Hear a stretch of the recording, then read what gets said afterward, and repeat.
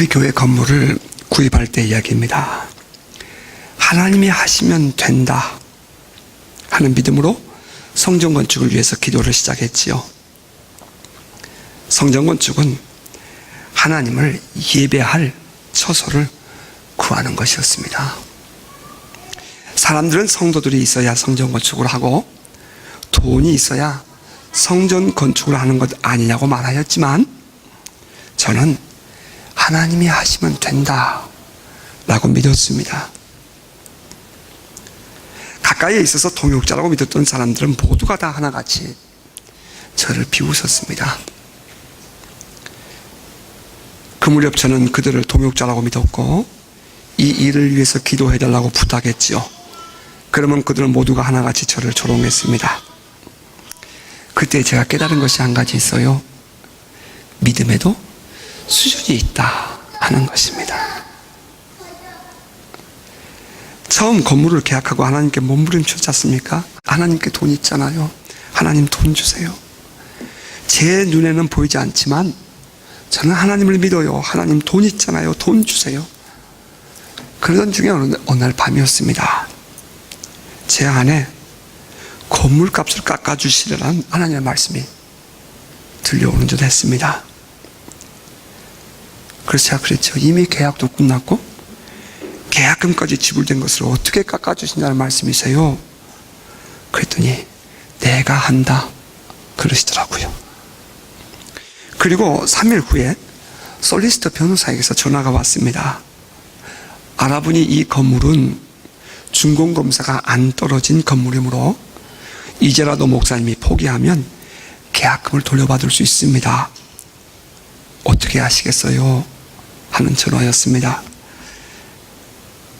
이분들은 제가 이미 돈을 가지고 건물을 계약한 것이 아니라 하나님을 믿는 믿음으로 계약한 것을 그분들은 알고 계셨습니다.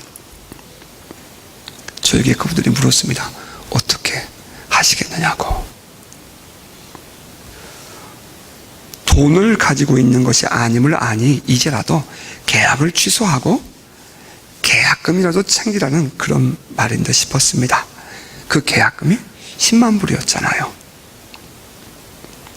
그래서 제가 그랬습니다. 3일 전에 하나님께 기도하는데 하나님께서 내가 이 건물값을 깎아준다고 그렇게 말씀하셨다고 전했습니다. 그랬더니 그 변호사님 그러더라고요. 얼마에 주신답니까? 아직 말씀이 없으셨어요. 그럼 저도 목사님이 연락이 하실 때까지 기다리겠습니다. 아직 저쪽 솔리시터에게 회신하지 않겠습니다. 그리고 다시 저는 또 기도를 계속했지요. 3주간이 지났습니다. 상상할 수 없는 가격이 주님께로부터 제시되었습니다. 100만 불이 넘은 건물이었어요. 그런데 40만 불대의 가격으로 제시가 된 것입니다. 누가 보아도 믿어지지 않는 일이었죠. 하지만 저와 우리 가족은 이것이 하나님의 뜻이라면 받아들이고 순종하자 이렇게 결정을 했습니다. 그래서 변호사님에게 이 사실을 이야기했고요. 그 변호사 또한 건물주인에게 이러한 정의의 모든 상황들을 담아서 새로운 건물 구입비를 제시하는 편지를 보냈습니다. 그리고 또 4개월이 지냈죠. 기다리던 중에 어느 날 제가 그 건물의 주차장에 가서 기도를 했습니다. 이렇게 말씀하시는 거예요. 하나님, 제가 어떻게 할까요? 이 건물을 성전으로 주세요. 하나님 주세요. 어떻게 할까요? 그러자 하나님께서 제게 말씀하셨어요. 삼박자가 맞아야 한다. 하나님, 삼박자가 뭐예요? 첫째는 사역을 계속하라. 둘째는 탐욕의 영을 묶어라. 세 번째는 기다려라. 기다림이 믿음이다. 그러셨습니다. 그때는 아직 걸음마를 하던 성령 사역이었잖아요. 성령의 기름 부심에 대한 이해도 부족했고요. 인터넷이나 책, 그리고 간간히 찾아간 키위 교회에서 접한 사역이 전부였습니다. 이제 막 눈을 뜨기 시작한 초기 사역이었다고 말할 수 있겠습니다. 그런데 주님이 저에게 그러시는 거예요. 사역을 계속해라. 그것도 아멘 했죠. 그리고 탐욕의 영을 묶으랍니다. 그 말씀을 듣고 나서 바라보니 사람들의 삶이 하나같이 탐욕에 사로잡혀 있는 모습이 깨달아졌습니다. 부동산 가격이 불어난 것도 탐욕의 영에 사로잡힌 것이었고, 심지어 성공이라는 이름으로 행해지는 그 모든 사람들의 모습들이 사실은 감추어진 그 탐욕의 영에 사로잡힌 모습이라는 것을 저는 알게 되었습니다. 그리고 기다리라 하셨습니다. 기다림도 믿음이라는 것입니다. 우리가 기다리지 못하고 조급한 것은 나의 욕심 때문입니다. 기도하며 4개월을 기다렸습니다. 성경을 읽고 묵상하다가 어느 날 출애굽기에서 걸렸지요. 아무리 모세가 기적을 행하고 내 백성을 내놓으라고, 하나님의 백성들을 내놓으라고 외쳐도 바로 왕이 그것을 거절하면 거절이 되지라는 것입니다. 아무리 성령님이 역사를 하고 하나님의 표적과 기사를 보여주어도 믿지 않기로 작정한 사람들에게는 절대로 그것이 받아들여질 수 없다는 사실을 저는 말씀을 읽다가 깨닫게 되었습니다. 오히려 그 기적과 표적이 그들을 더 분노케 하고 하나님을 대적케 한다는 것을 알았습니다. 그래서 건물주를 만났습니다. 2주간의 기간을 내가 주겠다 했습니다. 어떠한 답을 주든지 나는 그대로 받아들일 것이니 걱정하지 마라. 그리고 헤어졌습니다. 그리고 2주 후 그들에게서 온 답변은 노였습니다. 아무리 생각해 보아도 이 목사가 기도하고 하나님께로부터 받았다는 성령의 음성을 자기들이 실천하기 어렵다는 이야기였습니다. 그것은 이미 제가 출애굽기를 묵상하며 받은 답이었지요. 아무리 하나님께서 모세를 통하여 표적과 기사를 보여주며 내 백성을 내놓으라고 하나님이 도전하고 깨우쳐 주지만 그것을 결정하는 것은 바로 왕의 몫이었습니다. 그것이 2005년 11월 30일의 일이었습니다. 저는 정말 미치는 줄 알았습니다. 내 귀에는 귀신들의 조롱소리가 들렸습니다. 성령이 하신 말씀이면 돼야 할 것 아니냐, 하나님이 주신 환상이고 하나님이 주신 말씀이었다면 그대로 돼야 할 것 아니냐, 이를 악물고 이겨냈습니다. 내가 믿는 것은 하나님이지 보이는 현상이 아니었습니다. 이 더러운 원수야, 내가 하나님의 사역을 방해하고 이 하나님의 집을 짓는 일을 방해한 것이지 하나님의 말씀이 틀리고 하나님이 나에게 함께 하심이 아닌 것이 아니다. 내가 발악을 해봐라. 나는 결코 너를 인정할 수 없으며 내가 물러서지 않으리라. 아주 이를 악물고 싸웠습니다. 그 후에 알게 된 사실입니다. 이때에 그 무렵에 말이죠, 이 일이 안 된 것을 은근히 즐긴 분들이 있었다는 것은 참 얼마나 아이러니컬한 일인지 모릅니다. 저는 또 한 번 주변 사람들로부터 웃음거리가 되었습니다. 심지어는 무모한 믿음이 계약금까지 떼이고 손해를 보았다는 말까지 돌았습니다. 그런데 실은 여러분, 저는 며칠 후에 솔리시터 변호사로부터 계약금에 은행 이자까지 붙여서 입금되었다는 전화를 받았었습니다.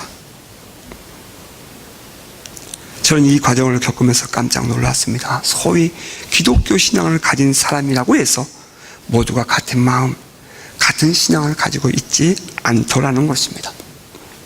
그런데 여러분, 오해가 없기를 바랍니다. 이 말은 그들이 틀렸고 내가 옳다 그런 말 아닙니다.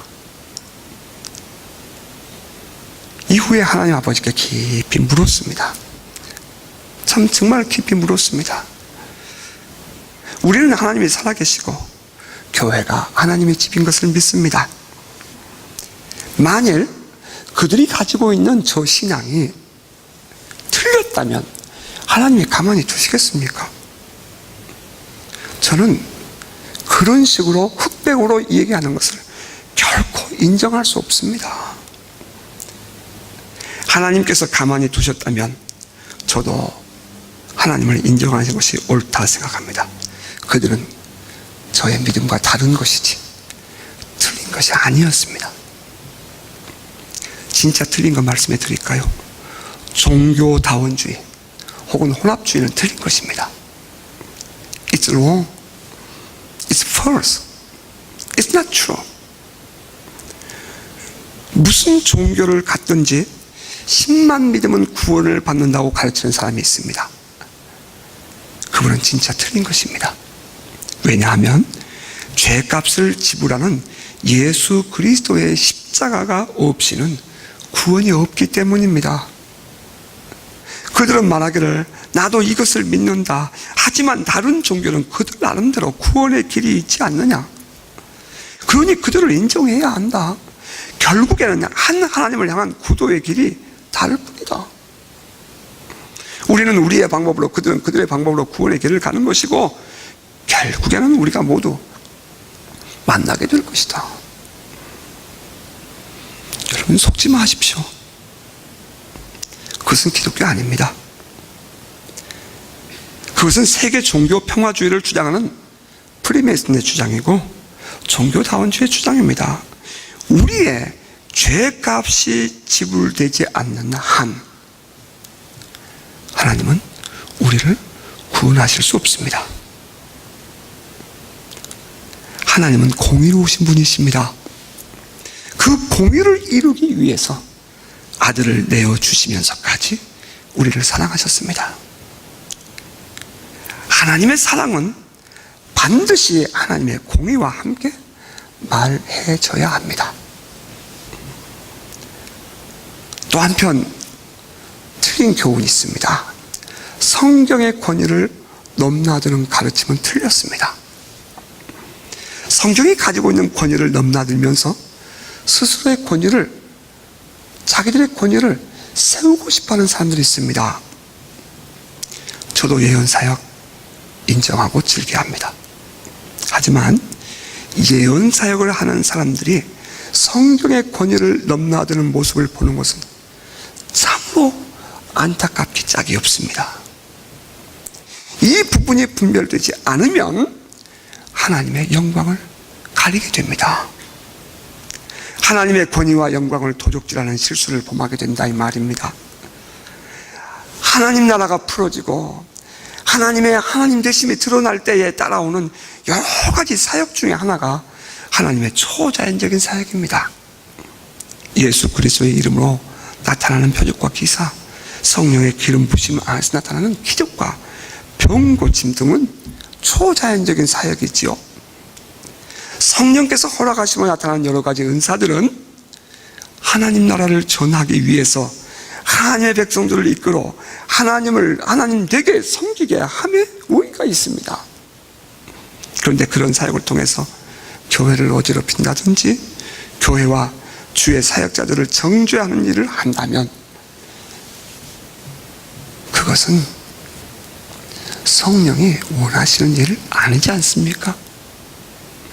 성령은 교회를 세웁니다. 다양성을 인정합니다. 그리고 화합하게 하는 일을 하십니다. 성령은 하나님의 백성들을 이끌어내어서 하나님을 섬기는 일에 구별되게 하십니다. 하나님의 백성으로서의 삶, 하나님을 예배하는 일을 위해서 성령은 우리를 구별하십니다. 이스라엘 백성들은 애굽의 노예 생활에 길들여진 지 430년이 되었습니다. 그들은 태어나면서 노예였고 죽으면서도 노예였습니다. 그러기를 4세기를 지냈습니다. 그들은 이미 그 땅의 삶에 길들여져 있었지요. 그럼에도 불구하고 그들 안에 하나의 신앙이 흐르고 있었습니다. 그것은 하나님이 우리를 구원하시리라 하는 믿음이었습니다. 사실 생각해보면 그것은 참 희미하고 막연한 믿음이었습니다. 그들이 믿고 있는 하나님은 고통 중에 부르짖던 그런 신음의 대상일 뿐이었습니다. 그들이 생각했던 하나님은 실제적이지 않았습니다. 여러분, 매우 중요한 이야기입니다. 지금 저들의 생활 속에서는 결코 경험되지 않는 하나님이었습니다. 저도 그들이 하나님을 믿는다라고 고백했으리라고 믿습니다. 그들은 하나님은 살아계신다는 사실도 믿었고 하나님께서 우리를 다시 회복시키시리라 하는 것도 믿었습니다. 그런데 문제는 그 믿음이 반복적으로 현실 속에서 경험되지 못할 때에 그 안에 형성되어져 가는 믿음이라는 것에 대한 그릇된 지식과 생각들이었습니다. 믿었습니다. 그런데 그대로 이루어지지 않았습니다. 믿었습니다. 그런데 이루어지지 않았습니다. 하나님이 곧 오시리라 믿었습니다. 이루어지지 않았습니다. 그들은 그러면서 430년이라는 세월을 그 땅에서 살았습니다. 그러자 이제 그들은 믿음은 믿음일 뿐이라는 결론에 도달하게 되었습니다. 어쩌면 이것이 오늘날 살아가는 저 많은 신앙인들의 문제가 아닐까요? 믿음은 믿음일 뿐이지 결코 현실이 될 수 없다는 생각입니다. 그래서 하나님께서 현실 속에 실제로 나타나시면 그것은 받아들일 수 없는 귀신의 역사이거나 혹은 이단들의 역사라고 비뚤어진 눈을 가지고 바라보는 오늘날의 또 다른 저들의 모습은 어쩌면 저 애굽에서 지난날 하나님을 부르짖던 이스라엘 백성들의 모습과 닮지 않았는지 생각해 보게 됩니다.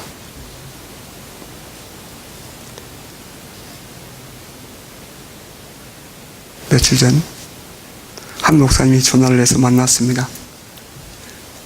이분은 1980년대 영국에서 신학을 공부하고 영국의 부흥의 현장을 경험한 분입니다.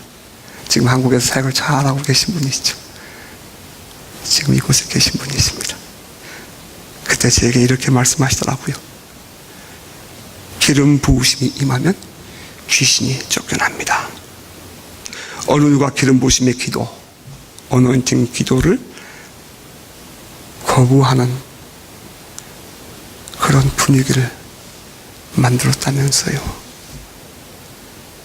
그분은 그것을 몰라서 그럽니다. 모르는 사람에게는 아무리 말해도 소용없어요. 그냥 그대로 두세요. 소병이 성령을 인도하는 거예요. 저도 동의했습니다. 모세가 이스라엘 백성들을 이끌고 애굽을 떠나왔습니다. 바로 왕과의 영적 전쟁은 말할 것도 없고 심지어는 자기의 동포들이었던 이스라엘 백성들의 불평과 원망도 대단했습니다. 모세 당신 때문에 왜 우리가 이처럼 억울한 고통을 당해야 하느냐고 그들은 말했습니다. 처음에는 그들도 모세에게 동의했습니다. 모세의 말에 순종했습니다. 하지만 그 일로 말미암아 바로 왕이 조여오자 그들은 모세를 향하여 원망합니다. 왜 우리를 가만히 두지 않고 찾아와서 우리를 더 고통스럽게 하느냐 하는 것입니다. 출애굽기 5장 20절 21절에서 하나님은 이렇게 말씀하죠. 그들이 바로를 떠나 나올 때에 모세와 아론이 길에 서 있는 것을 보고 그들에게 이르되 너희가 우리를 바로의 눈과 그의 신하의 눈에 미운 것이 되게 하고 그들의 손에 칼을 주어 우리를 죽이게 하는도다. 여호와는 너희를 살피시고 판단하시기를 원하노라. 안으로는 백성들의 원망과 불평을 듣고 밖으로는 바로 왕과의 능력 대결을 하는 모세의 아픔이 가슴에 밀려오는 듯 합니다. 10번의 재앙 끝에 비로소 바로 왕이 손을 들었지요. 바로가 말합니다. 밤에 바로가 모세와 아론을 불러서 이르되 너희와 이스라엘 자손은 일어나 내 백성 가운데서 떠나 너희의 말대로 가서 여호와를 섬기며 너희가 말한 대로 너희 양과 너희 소도 몰아가고 나를 위하여 축복하라. 그래서 모세는 이스라엘 백성들을 이끌고 출애굽하였습니다. 그리고 제일 먼저 만난 장애가 홍해였습니다. 그들은 홍해 곁에 있는 비하이롯 해변가에 장막을 쳤지요. 이제 그들 뒤에는 바로의 군사들과 병거들이 쫓아오고 있었습니다. 성경은 이렇게 말합니다. 바로가 가까이 올 때에 이스라엘 자손이 눈을 들어본 즉 애굽 사람들이 자기들 뒤에 이른지라. 이스라엘 자손이 심히 두려워하여 여호와께 부르짖고 그들이 또 모세에게 이르되 애굽에 매장지가 없어서 당신이 우리를 이끌어내어 이 광야에서 죽게 하느냐. 어찌하여 당신이 우리를 애굽에서 이끌어내어 우리에게 이같이 하느냐. 우리가 애굽에서 당신에게 이른 말이 이것 아니냐. 이르기를 우리를 내버려 두라. 우리가 애굽 사람을 섬길 것이라 하지 아니하더냐. 애굽 사람을 섬기는 것이 광야에서 죽는 것보다 낫겠노라. 여러분, 그들이 지금 어디서 나왔습니까? 그들이 지금 어떤 상황과 환경을 벗어난 거예요? 지난날 그들이 어떤 신앙생활을 해왔었습니까? 지난날 그들이 바라보고 믿었던 신앙이라는 것은 매우 인식론적이고 형이상학적인 그런 신앙 아니었습니까? 살아계신 하나님이 모세를 통해서 그들을 이끌어 여기까지 오셨습니다. 누가 그들을 인도해냈나요? 그런데 성경을 보십시오. 그들은 하나님께 부르짖었다 말합니다. 여러분, 본문 참 재밌어요. 그들은 하나님께 부르짖었습니다. 그리고 모세를 향해서는 원망을 합니다. 여러분, 이 말이 합당합니까? 이 말이 합당합니까, 여러분? 성경은 이들을 대하는 모세에 대해서 이렇게 말합니다. 모세가 백성에게 이르되 너희는 두려워하지 말고 가만히 서서 여호와께서 오늘 너희를 위하여 행하시는 구원을 보라. 너희가 오늘 본 애굽 사람을 영원히 다시 보지 아니하리라. 여호와께서 너희를 위하여 싸우시리니 너희는 가만히 있을지니라. 본문을 묵상하다가 모세의 그 아리는 마음이 처해진 것 같아서 아주 마음이 먹먹해졌습니다. 모세의 인격이었을까요? 오늘날 같으면 모세와 같은 이런 사람을 두고 무능하다 할 것입니다. 왜 그렇게 무능하냐? 어떤 사람들은 모세의 온유하고 겸손한 성품 때문이라고 말하고 싶은 사람도 있을 것입니다. 여러분, 정말 그런가요? 물론 한편은 인정할 수도 있겠지요. 하지만 저는 결코 그렇게 말하고 싶지 않습니다. 왜냐하면 모세가 이런 말도 안 되는 상황에서 이처럼 말할 수 있었던 것은 그가 살아계신 하나님을 만났고 또 지금도 살아계신 하나님과 함께 동행하고 있었기 때문입니다. 너희는 두려워하지 말고 가만히 서서 여호와께서 오늘 너희를 위하여 행하시는 구원을 보라. 여호와께서 너희를 위하여 싸우시리니 너희는 가만히 있을지니라. 사실 이때 모세에게는 아직 구체적인 방법이 없었습니다. 모세가 가진 답이라면 하나님뿐이었습니다. 모세가 가진 답이 하나님이라고 말할 때 이 하나님은 막연한 신앙의 대상, 나의 울부짖음을 토해내는 그런 대상의 하나님이 아니었습니다.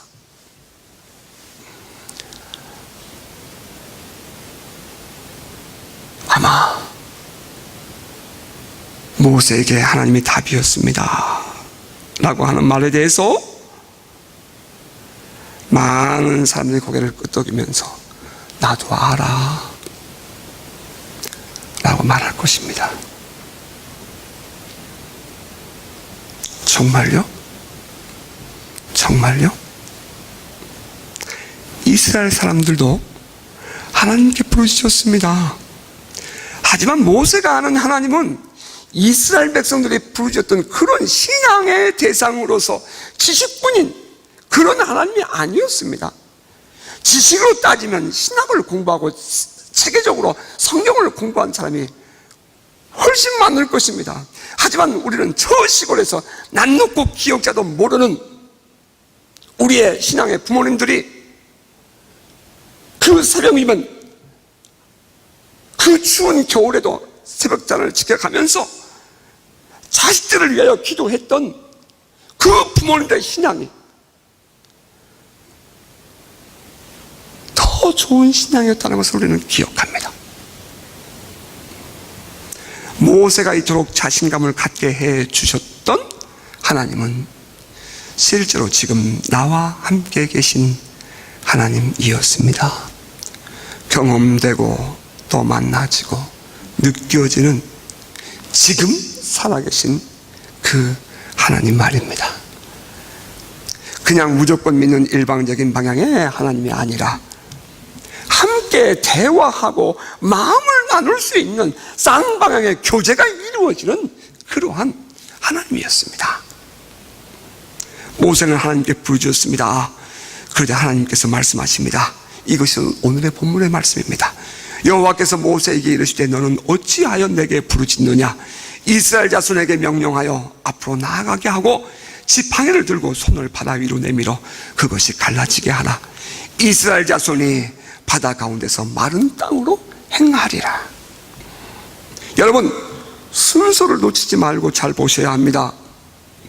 이스라엘 자손에게 명령하여 앞으로 가게 하고 200만이나 되는 큰 백성들이 자리에서 일어서서 앞으로 가는 겁니다. 가게 하고 이어서 지팡이를 들고 너는 손을 바다 위로 내밀어 그것을 갈라지게 하라. 하나님은 모세에게 지팡이를 들고 손을 들어 바다를 갈라라, 그리고 백성들을 가게 하라, 이렇게 말씀하지 않았다는 사실, 우리는 유념해 보아야 합니다. 백성들에게 요구되는 것은 모세의 인도에 대한 믿음과 신뢰였습니다. 하나님께서 모세와 함께 하시는 이 사실에 대한 믿음과 기대감이었습니다. 똑똑하고 지혜로운 백성들은 이렇게 말할 수 있었겠지요. 물을 갈라지게 해라. 그러면 우리가 따라가리라. 기적을 보여라. 능력을 보여라. 그러면 내가 당신의 말을 믿겠다. 그런데 하나님은 모세에게 무엇을 말씀하셔요? 믿음이 우선한다는 것입니다. 이때의 믿음은 안진뱅이 믿음이 아니라 일어서는 믿음이어야 합니다. 길들여진 이 화석화되어진 믿음이 아니라 실제로 살아 움직이는 믿음이어야 합니다. 한 가지 참 재미있는 사실은 이렇게 활동적이고 살아있는 믿음을 가지고 있을 때에는 다른 사람에 대한 정죄나 비판, 불평, 원망, 이런 마음이 안 든다는 거예요. 아무 생각 없이 그저 하나님을 순종할 마음만 드는 겁니다. 모세가 백성들에게 앞으로 가라 명령합니다. 그러면 백성들이 앞으로 가는 것입니다. 그 앞에 홍해가 있는 것을 왜 그들은 몰랐겠습니까? 지금까지 한 번도 일어서 보지 못한 안진뱅이였지요. 그런데 베드로가 움직이라고 말한다고 움직일 것입니까, 여러분? 그런데 그 말에 순종하니 기적이 일어났습니다. 하나님이 우리에게 요구하시는 것은 너무도 단순합니다. 믿음과 순종입니다. 모세도 마찬가지였습니다. 모세는 하나님의 말씀을 따라 여기까지 왔습니다. 하나님의 말씀하시니 그것을 그대로 순종하며 따랐습니다. 우리의 신앙생활에서 반드시 이루어져야 할 신앙의 덕목이 있습니다. 오비디언스, 순종입니다. 하나님께서 또 말씀하십니다. 내가 애굽 사람들의 마음을 완악하게 할 것인즉 그들이 그 뒤를 따라 들어갈 것이라. 내가 바로와 그의 모든 군대와 그의 병거와 마병으로 말미암아 영광을 얻으리니 내가 바로와 그의 병거와 마병으로 말미암아 영광을 얻을 때에야 애굽 사람들이 나를 여호와인 줄 알리라. 여러분, 이 말씀도 그냥 지나치지 마십시다.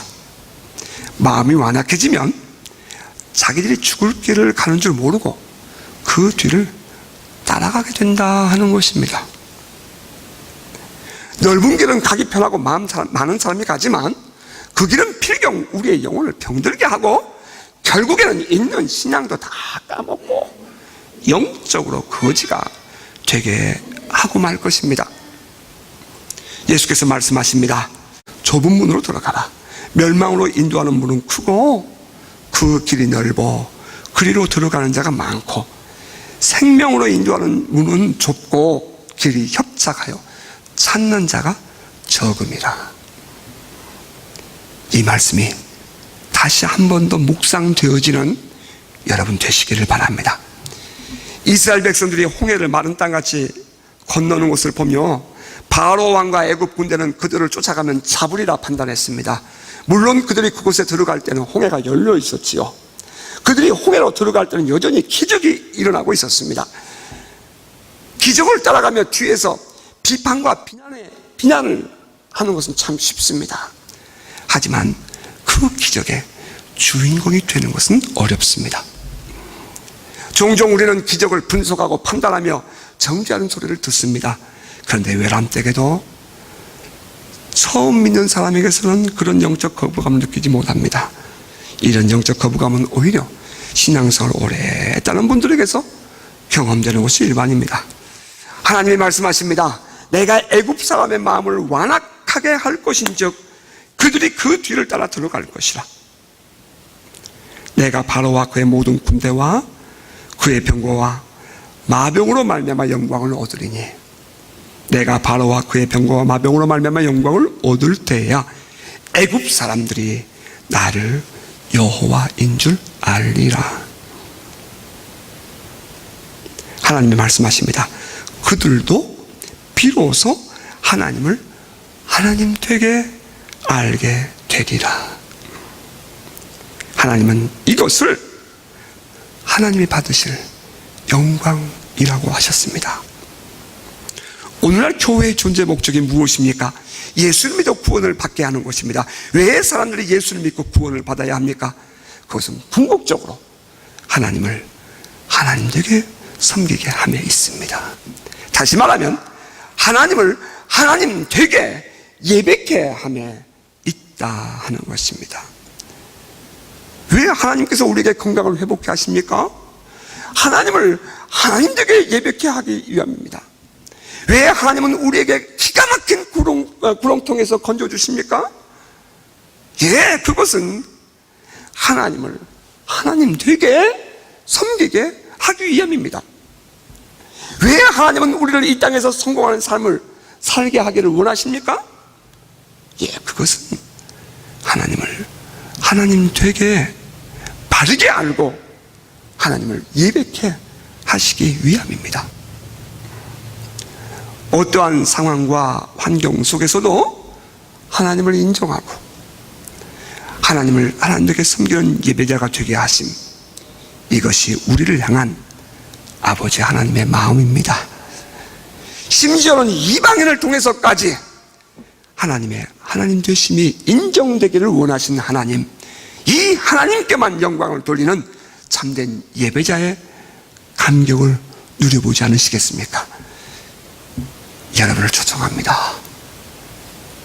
언제나 자기가 중심에 둬야 하고 어디를 가든지 자기가 높임을 받아야 양이 차는 그런 타락한 속성으로부터 벗어나서 하나님을 하나님에게 섬기는 감격 속에서 사는 삶에 대한 기대감, 그 기대감이 여러분 안에 있으십니까?